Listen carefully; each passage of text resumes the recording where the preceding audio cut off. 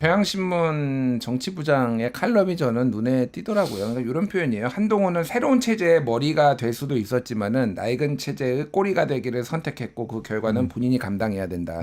이거를 엄하게 갑자기 무슨 권력 이양 얘기하면서 법에도 근거하지 않고 그거 권력 이양 되겠습니까? 안 돼요. 그러니까 지금 여러 가지 아까 말씀드렸지만 실기를 했어요. 판단했지만은 아직도 그래도 타격은 입었지만은 완전히 이제 정치인으로서 퇴출되지 않을 가능성은 제가 보기에는 이 세력을 그러니까 자기가 어떤 사람인지를 밝히고 이 상황에서 조금 결기를 보여주는 거예요. 지금 상황은 그러니까 윤석열 지금 구속돼요. 곧 있으면은. 네. 그래서 구속이 되면은 이게 이제 거리냐 아니냐를 가지고 지금 해석 투쟁이 벌어질 네. 거예요. 그러니까 맞아요. 거리 시에는 한덕수가 그 국무총리가 이제 이거를 대행을 할 수가 있는데 뭐 여러 가지 얘기가 나옵니다. 어쨌든 근데 이거 체제 얼마 안 남았어요. 네. 저는 다음 주에 구속된다고 봅니다. 윤석열. 그래요? 예, 예. 저는 다음 주. 구속 이야기 좀 해보죠. 그러니까 지금 상황이 수사를 검경에서 각각하고 있는 거죠. 네, 가까워하고 있습니다. 아, 지금 어쨌든 검찰은 내란죄 수사를 할 수는 없는데 자기들이 하겠다라고 하는 거고 검찰에서는 경찰에 검경 합동 수사본부를 구성을 하자라고 제의를 해놨는데 경찰들은 지금 거부했어요. 왜냐하면 검찰이 그러한 제안을 한 것은 자기네들이 수사와 조사의 주도권을 갖겠다라는 거잖아요. 그래서 경찰이 주도권을 갖는 검경 합동수사본부는 필요해 보이는데 과연 그렇게 될까?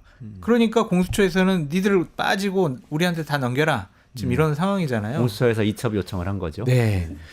근데 저는 김준일 대표님의 말씀처럼 다음 주 정도면 윤석열 대통령 구속됐으면 좋겠는데 그게 과연 물리적으로 좀 가능할까? 좀 제대로 된 조사가 이루어지지 않을 거 아니에요. 만약 이제 어쨌든 조사를 하고 구속을 시켜야 될 거 아니야 한 번이라도. 근데 조사를 거부할 가능성이 높단 말이에요.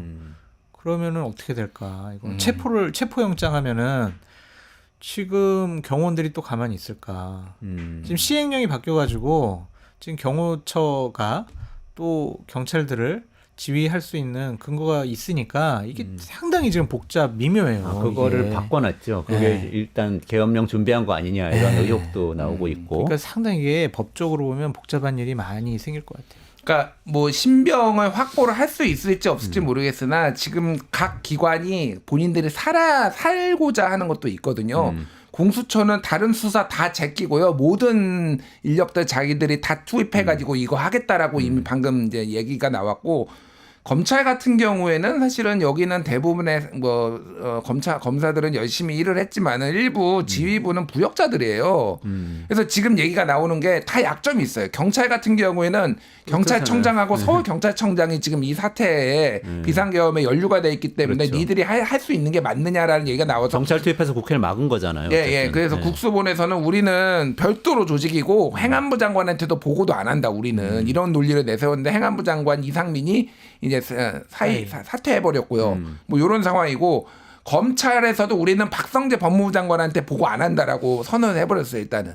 박성재가 여러 지금까지 방탄을 주도했잖아요. 그러니까 그리고 사실 김주현 민정수석하고 박성재가 거의 이 상황을 그러니까 개헌까지는 아니더라도 그리고 국무회의에 참석을 했어요. 박성재는 그리고 가결하는데 의사 표현을 안 했거나 뭐 그랬던 걸로 알고 지금 알려져 있어요. 몸으로라도 막아야지. 반대를 표현을 한 사람이 아닌 걸로 알고 지금 알려져 있거든요. 그러니까 이 사람도 사실은 수사 대상인데다가 지금 검찰 특수본에 있는 사람이 다 윤석열하고 옛날에 윤석열하고 그 박근혜 특검했을 때 같이 있었거나 아니면 대검 막 이렇게 근무했거나 막 다 이런 사람이에요. 심지어 그 지금 누구 이름 까먹었는데 그 사람은 한동훈 현대고등학교 2년 후배, 서울법대 2년 후배 뭐 이런 사람이에요. 지금 특수본부장이.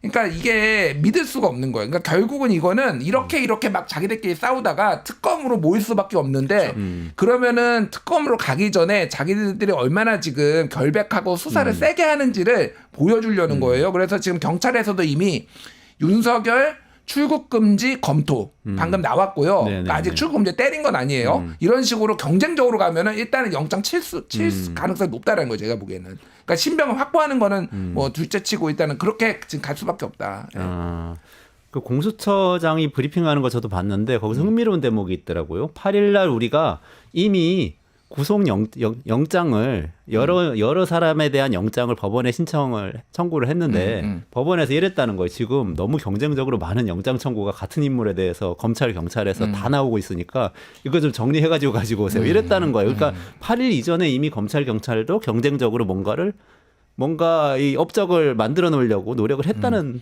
뜻일 수도 있겠죠. 그리고 또 하나가 김용현 국방부 장관이 자발적으로 검찰로 갔다라는 거 아니에요? 검찰로 갔죠.